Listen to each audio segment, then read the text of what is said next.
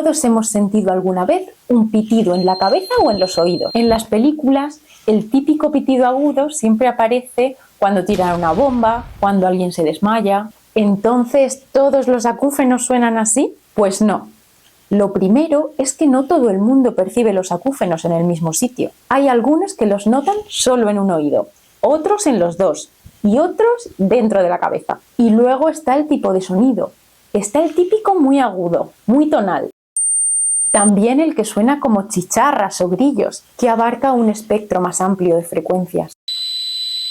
O también puede sonar como un escape de gas o una olla express, que abarca aún más frecuencias. Independientemente de dónde lo percibas o cómo lo percibas, todos ellos son acúfenos. Si identificas tu acúfeno con alguna de estas modalidades, puedes compartir tu experiencia en comentarios.